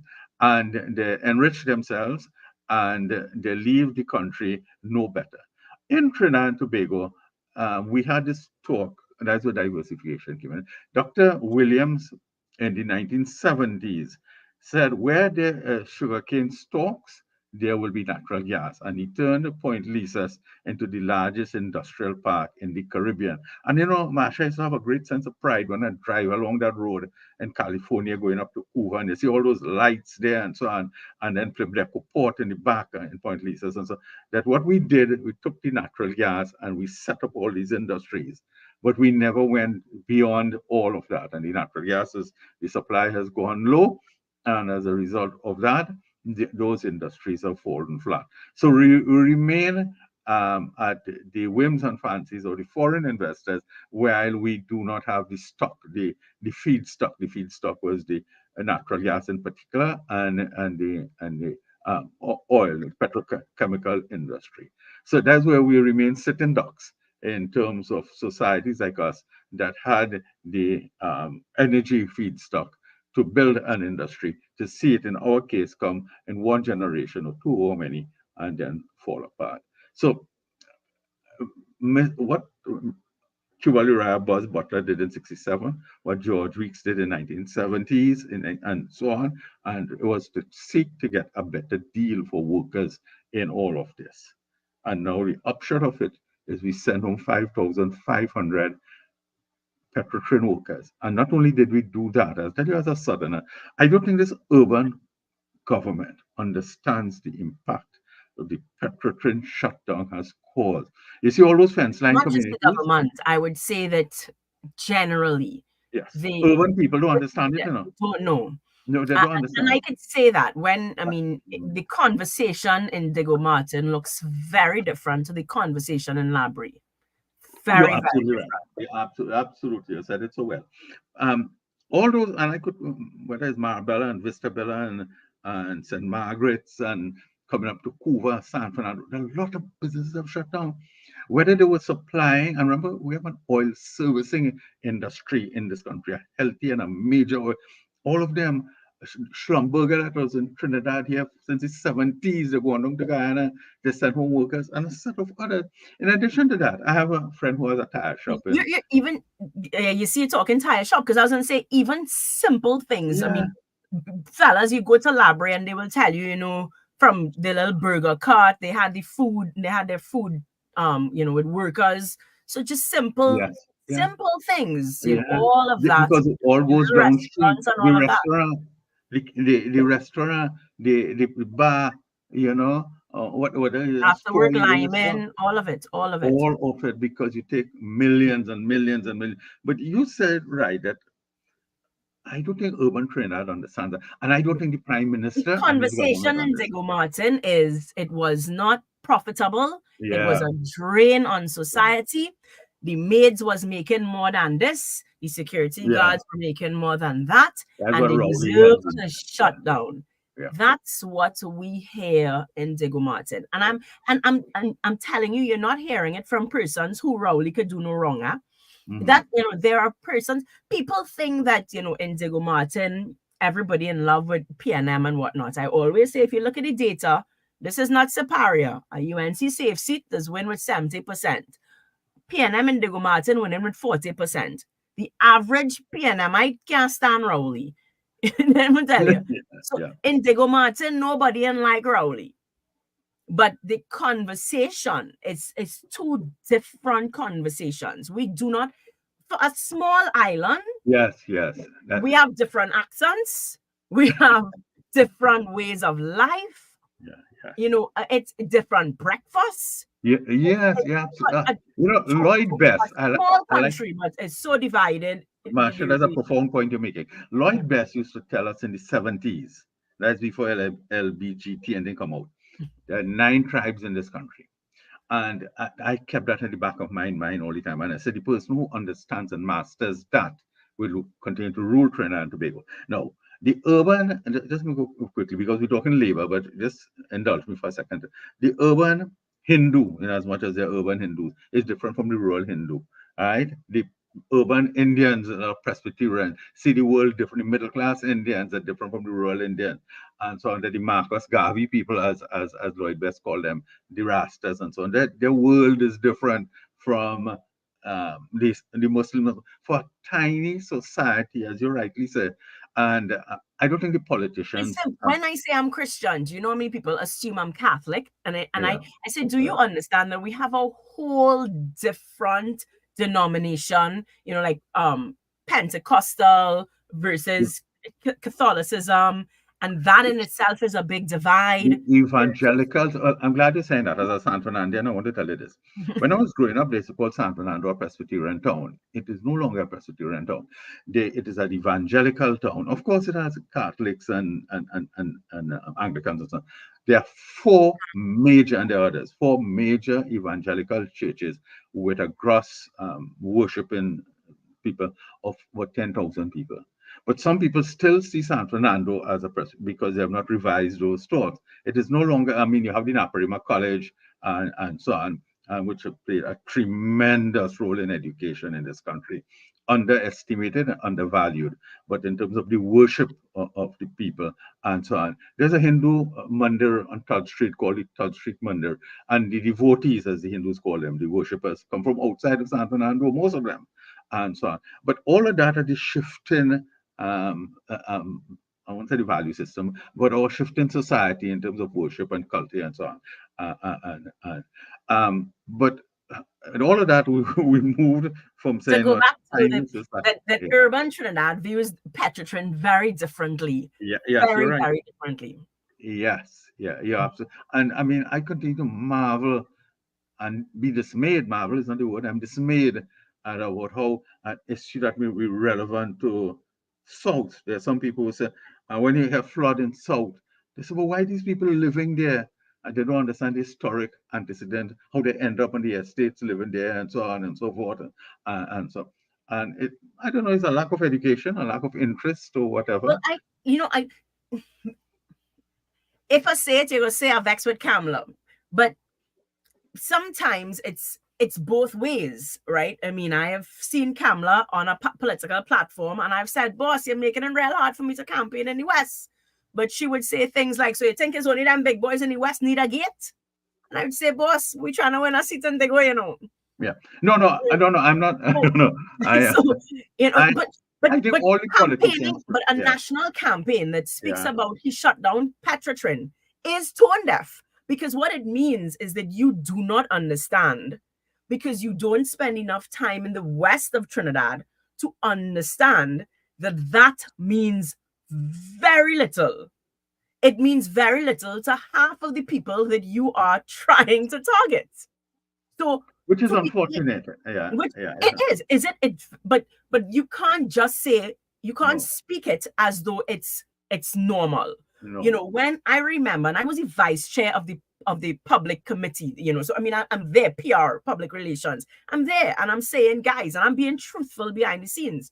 When I remember when the president, and you know, okay, great, she's the president, so she should have taken the time, but we lambaste this poor lady, not the current president, when she said it was a Hindu word. She spoke at the Diwali Hmm. Nagar, and she said, you know, she said the word incorrectly and whatnot. And I said, let me tell you something. The average person in the West, and she was from the West, you know, she lived close to by me, and it's just not something that we know about. Yeah. I only learned about Hinduism when I joined UNC. No, but I there's a did, pause there. Well, that's a and significant point you're making. it, but You equated and UNC with Hinduism. I say it openly because I Mhm. want persons to understand just how far we are, even though we're a Yeah, small country. yeah. When No, we you know are. the But understanding, when we were upset, the UNC wrote against Gatsby Dolly. I think it was Gatsby Dolly when she did a Diwali fundraiser, a curry queue, and it had meat and it had beef and stuff in the flyer. And inside of UNC, I understood how crazy tone deaf that was. But my own constituents have sent me numerous flyers for Diwali. And prior to then, we just did not have a clue that how bad it was. no, I Marsha, remember you know, tearing Bravo apart for it. And as much as we are supposed to be diverse and inclusive and stuff, we don't really understand each other's right. So culture. I want to engage you on that, and I'm really glad you're saying so. Um, but you don't think that after all these years as an independent nation, we should have a greater appreciation, which is Oh, not we to say should. I'm not Which saying is we not to shouldn't. say you I'm should just be able saying to we sing don't. necessarily sing a Hindu bhajan. I'm not suggesting that. Yeah. But we all, and the Hindus must know more about the Baptist beliefs and what they stand for. I ain't say that necessarily have to worship that way, You don't have, but yeah, we all have to better I understand. agree. There's But some people I I know.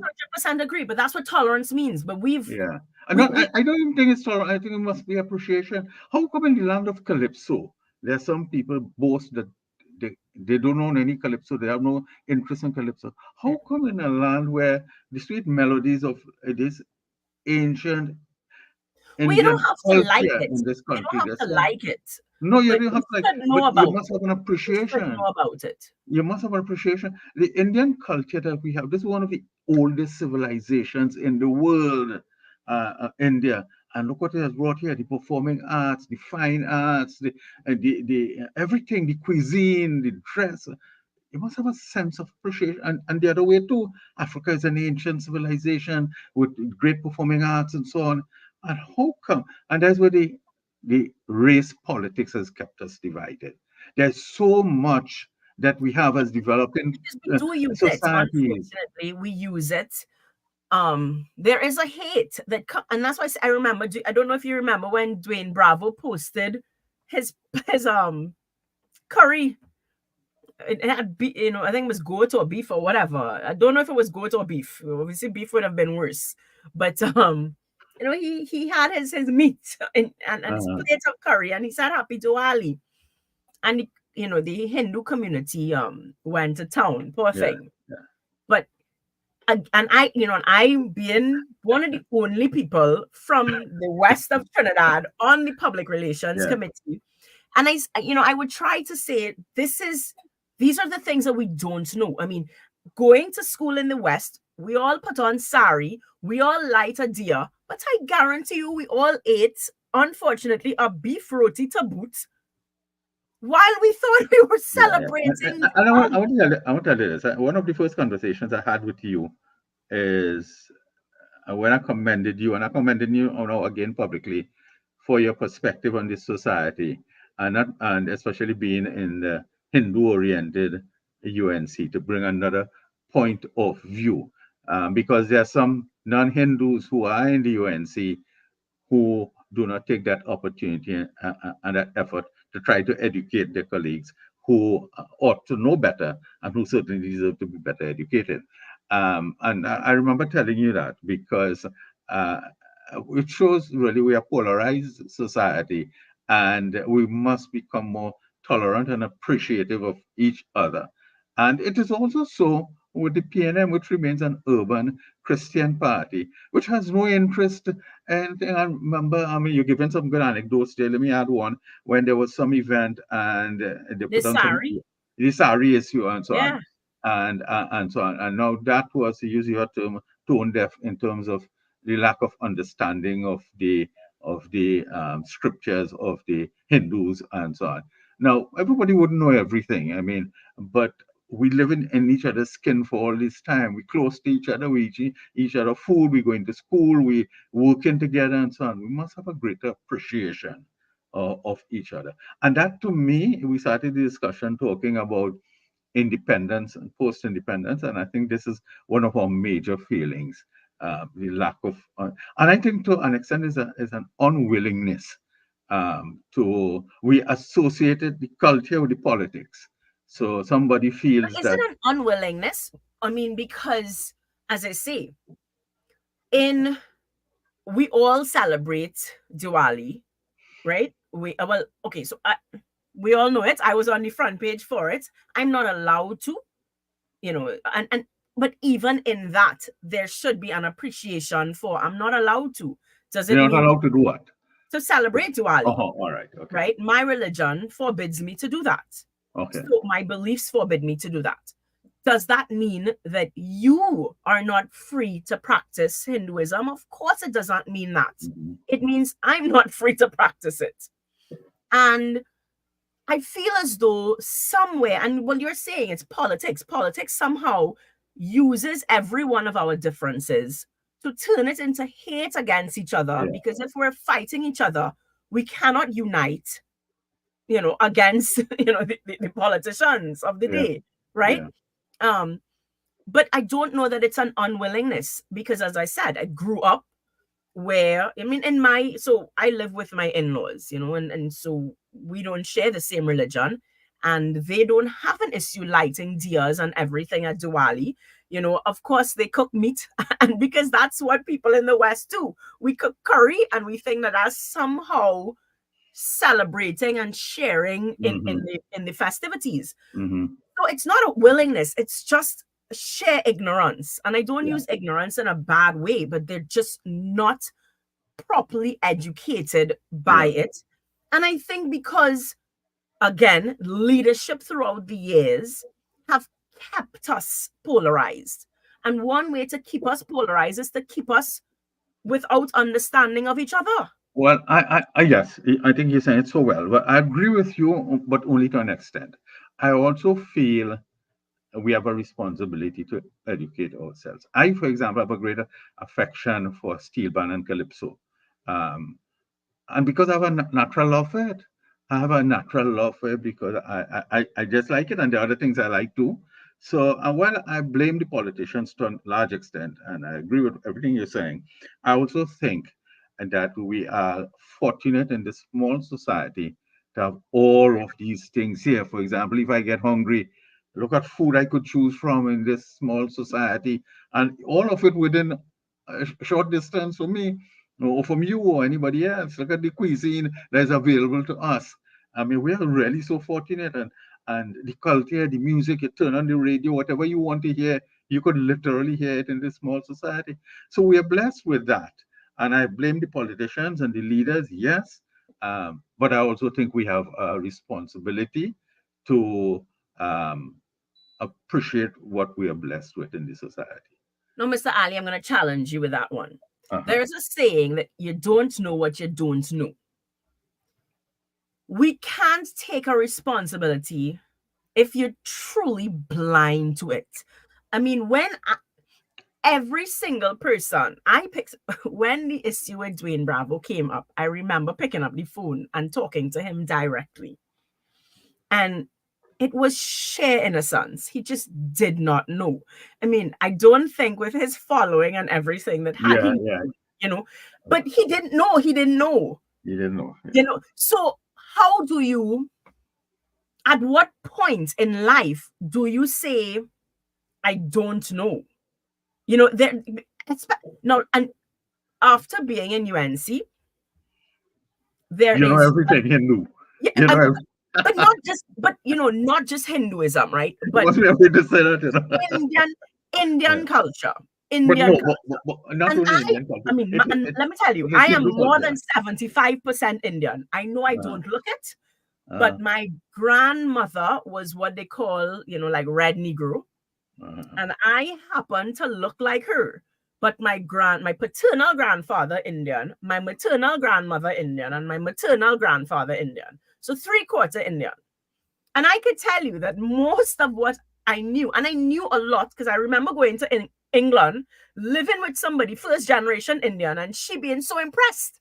And she said, "But y'all have kept up so much of the culture." But when I joined UNC, boy, they could make fun of me. They made fun of me all the time. Kirk and they made really? fun of me all the time. In what way? Now, friendly fun, huh? Uh-huh, uh-huh. Because there was just so much I didn't know. There was just so much I didn't know, and I could Yeah. not believe. And as I say, I mean, in my Marsha, there's family, a deeper point in that, you know. And first, I there is agree. just so much I did not Yeah, know, but there's a and deeper I point could not. in that. I was blown away at how much they were still so close to their Indian heritage. It was as though they Hindu, had Hindu, just Hindu, well, both. Hindu. Well, both, because there are some things that are Indian, in terms of um the breakfast, the food, and they still keep. They haven't, so when I say, listen, in the West we just eat bacon and eggs, boy, Mhm. and they would say, oh, they feel all the whiter, they feel, because maybe we've gone away to college and we've come back, so we do cranberry sauce and stuff like that. And it's still, I remember going to England, and that was, and I mean, and my aunt does it, so it's not that I saw, but I lived in a home with someone from India, and she would be there with the tower and her But I want to spice. ask you this. I want to ask you this. What does it say about a political or any political organization? And I'm talking about the two main ones here, and I'm being openly, and that is so steeped in one culture and one behavior in a diverse society. And I'm talking about both political parties that either one or the other. Well, I don't know. I mean, I could tell you that I pushed back. I pushed back a lot. Um, and I said, and I had said it, obviously I'd said it, and it was weaponized, it was used against me. When I said I should not have to feel as though I have to wear a sari and have to, lie dears to feel accepted, to be accepted. I should not have to feel that To be way accepted where? inside of the inner ranks, Of the in UNC. yeah. And Okay. I would say Kamla Prasad Bisasa was not somebody who made me feel that way. Ah. So let me say that one time. It was No, not but from her. you're saying that people in the UNC uh, made it that you ought to be wearing sari and conducting yourself in a But certain it did way. not come from leadership. So I want that to be clear, because Uh, they like to say I anti-Kamla. So I will no, no, give no, no, no, no. I take you up on one issue. yeah, Don't all yeah, you. Don't bring me right. into all you. Uh-huh. Yeah, but it was, and in I guess what it is whether it be a sucking up, a brown nosing, or whatnot, because she didn't call for you to come.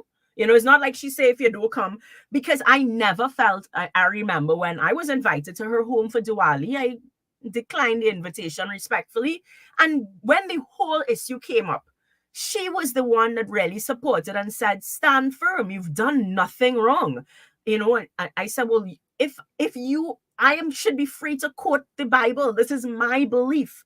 And she said, and she could not understand why people were being so mean to me. So people were And taking a position. It's not fresh on my mind, so I'm asking this honestly. People were taking a position that you had to be Hindu to no, so be. what happened was I had said that Christians are not allowed to partake in Diwali.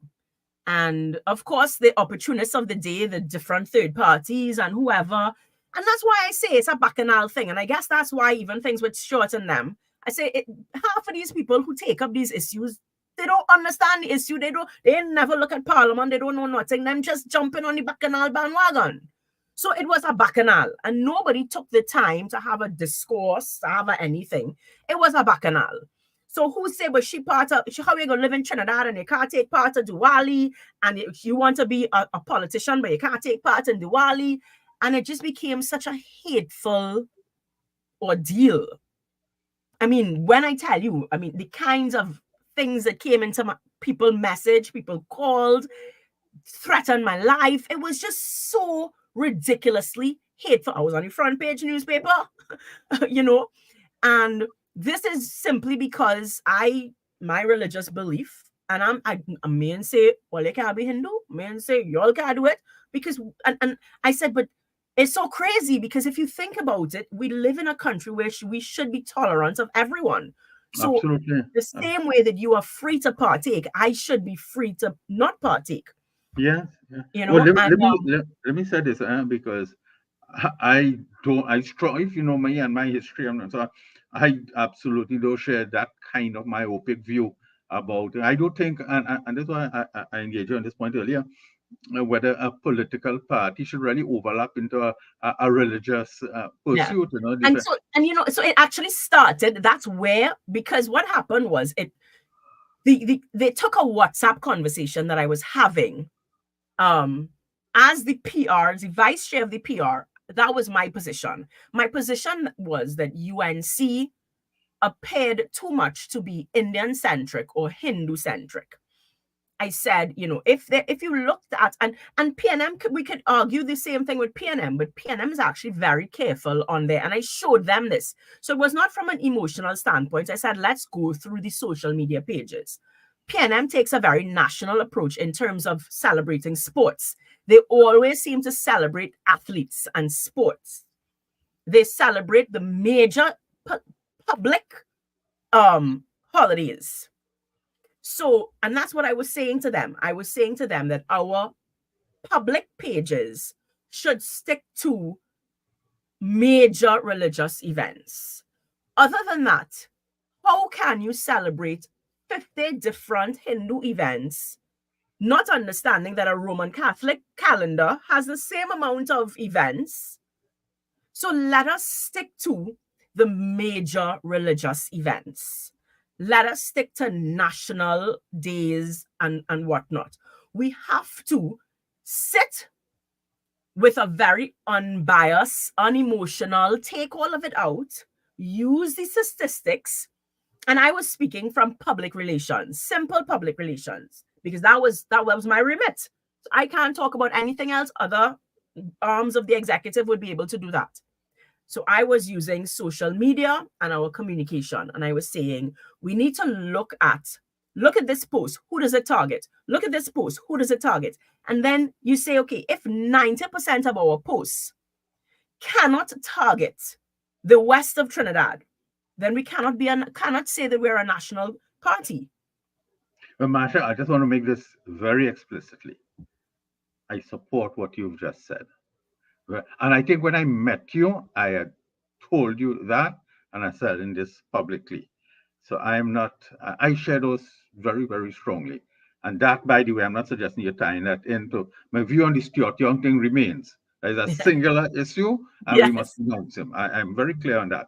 But I also equally explicitly clear on this point you're making. And in fact, those are my observations too. And in addition to that, I mean, this discussion is not about that. So let me say it very briefly. There must also be an appreciation of people. All right, let me give an example so to make the point. When Roy Cape died the other day, I thought that merited a response from every political organization. And others too, other major events happening. But Roy Cape comes to mind and so on. It just can't be. And having said that, the PNM has, maybe they do it better, right? Maybe they do it better, but they also have many chinks in their armor. And I don't think they have an appreciation of a lot of the culture Well, of but Central they and do, and South. they don't seem to appreciate south of Trinidad. I At don't all. think so, at In fact, all. the You chutney know, artist died. They had to ask her, who's that fella boy? And so exactly. on.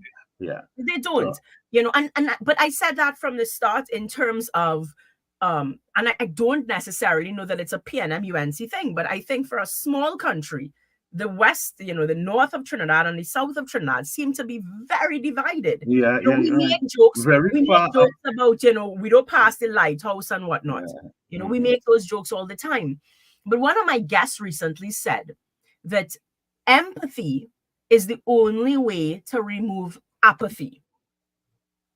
And I found that to be a profound statement because empathy means an understanding. So, and that was something that I had campaigned on, saying that, growing up in Big Yard and going to school in St. Joseph's Convent and, being a senior manager at a 1% company, would I thought that I was well positioned to be able to bridge the gap. I understood I had family members that died in gang warfare. My husband has family members, friends, close friends that he would have grown up with, died in gang warfare. But at the same time, we've elevated ourselves. So we are now our own, business people. I sit with persons of my alma mater would have the 1%ers and whoever else. So I would always say that I thought that I was a true representation of Diego Martin because I could sit in Bayshore and in Big Yard, right?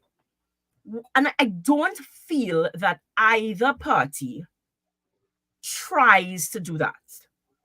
We do not try to bridge the gap between west of Trinidad and south of Trinidad, between urban Trinidad and rural Trinidad, Yeah. between and even poverty is different. And Yeah. again, it's I see it on social media. People will try to stereotype that one race commits a certain crime and the next race, Yeah. they commit a certain crime.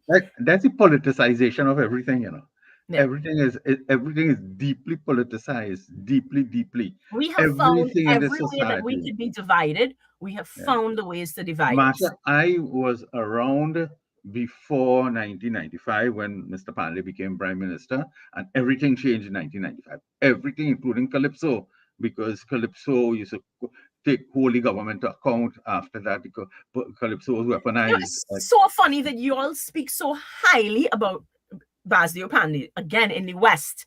Let me tell you, he is the most hated politician that we know because Well, so it's for just obvious reason. it's For obvious just reason. so What different. is So the when point I I'm making? learn about his policies and his vision growing Well, up, yeah, I'm all not we surprised, heard was he said he would sleep with the devil. So you can't vote for somebody like that because No, no, yeah, it's the yeah. Well, conversations are totally different. well, it's tied into everything we've said over the last few minutes. How everything is heavily politicized, and there is there's ignorance, and there's an unwillingness to learn and create a new frontier, for which we have to blame the politicians, but not only the politicians, because we are more learned people generally than we were. We have more mass media, we have so much more, but we have decided to keep ourselves ignorant, and we have decided to keep ourselves polarized ethnically and so on. And that is what has kept us back Well, in as I said to you, social media allows us a unique space where we can have conversations like this, where people can tune in and hopefully, you know, the bacchanal will take over but and I've been they saying, listen to it sometimes. Marsha, Sparrow sang this calypso, what's the name of it now, in which he criticized the education system of the colonials and so on. Yeah, But sometimes I felt, because of the BBC and the British system and so on, that society I was coming up in was more enlightened, and took a wider world view than right. what we have. We are so damn polarized over everything now, and the race politics, that demand and the clamor to run the treasury is what has polarized everything. And there are few people who see things clearly. I think generally you do. I think you bring a value to the discourse, and And I want to commend you for that. Continue to do that, especially. And I remember as you were speaking last few minutes, that issue when I'd engaged you before to say that your view about the widening of the thinking in the UNC and so on. And those are my thoughts too. I'm somebody who have a great sense of appreciation about calypso and steel band, and I grew up in a home in which my father had that great sense of love for calypso and so on. And some people, because of that, don't see me as the real thing, you know. But I Yeah. think I'm a richer person for that because I understand and I love the culture. I think we're fortunate to have developed the steel band in this country. I don't think we pay it kind of credit, and we haven't developed it the way we ought to. But just think that what we developed in the steel band is just marvelous, you know. So it is a work in progress, and you have And we to. keep at it. We Yeah, keep but you at know, I tell you this, and I tell you this to motivate you. I hope when I entered the media industry literally 50 years ago, I had that optimism, and now a lot of that has faded because I haven't seen the progress. But the baton is onto young people and bright people like yourself, and I really wish you the best in your public And education. we hope that we could take on the battle. I'm going to end with a statement from our audience. Ken, I miss your intelligence talk show. I don't listen so much anymore. All control. Good talk show today. So you're missed, Mr. Ali. Thank you, thank Very, you very very much. much for spending the Yeah. last 2 hours with me. You know, if we could capture more of your wisdom before you finally pass off the baton and decide you're going to retire, I think that's my aim to capture as much as on the digital platform, you know, before you say, okay, you're hanging up your hat for good. Well, Thank you, I Mr. thank you for Ali. having me. I thank your listeners and viewers, and I'll always be available to you. I always will be. So thank Oh, you and best wishes to you. Okay, bye, bye. guys. Bye. Okay. Thank you, Marsha. And thank you, Mr. Ali. That's our talk for today. Power 102 Digital Thursday with Marsha Walker, right here, every Thursday from 4:05 till 6 p.m.